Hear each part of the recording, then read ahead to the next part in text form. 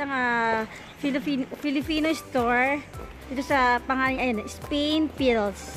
Ayan. Isa siyang sari-sari store. Ang nagmamay-ari ay si Ate Banji. Ayan, guys. So, dito din siya sa may sentro. Dito lang siya sa around Grambia, guys. So, napakadaling hanapin. Ayan, Spain Pills. Ayan.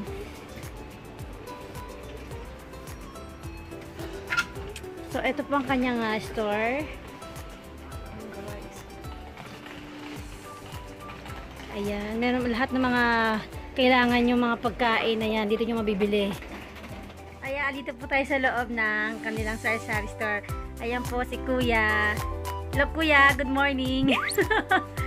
Ayan, kompleto po sila, guys, ng mga kanilang mga tinda. Ayan, lahat ng hanap nyo nandito na. Ayan, guys. Ayan, mga noodles, siyempre lagi natin kinakain. Ayan, yung kanilang mga, kung gusto maggata-gata dyan, oh. Ito po kanilang meron sila ditong gata ng nyug.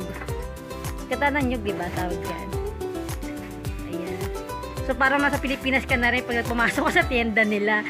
Lahat ng gusto mong matikman nandito na.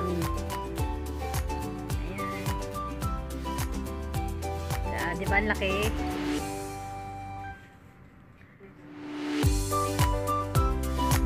Napakadali lang nilang napakadali lang hanapin. Ito lang sa may sentro.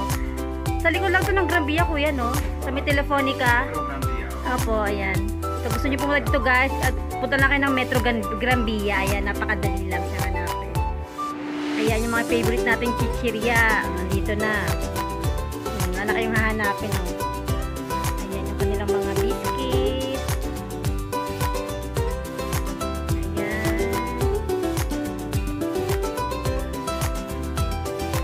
Ate Banji.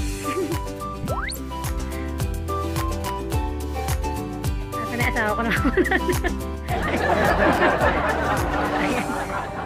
Tingin kami kasi wala kami mga toyo, suka, yung mga noodles.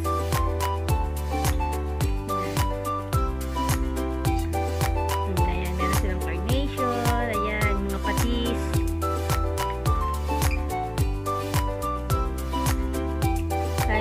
Namin, ang daming hinahanap na chichirya sa mga sa Pilipinas. So, dito nyo makikita, guys. Kung gusto nyo gumawa ng pansit, ayan. Pansit, saka mga drinks, ayan. Yung mga spaghetti, Filipino style. Ayan, parang naman tayo nasa Pilipinas, diba?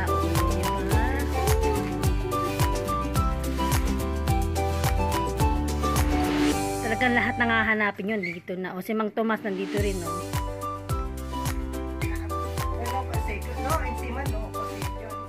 Ayan, guys, meron silang hotdog, oh. Tosino din. Tosino, ayan, oh. May hotdog, longganisa, tosino, Manila trading.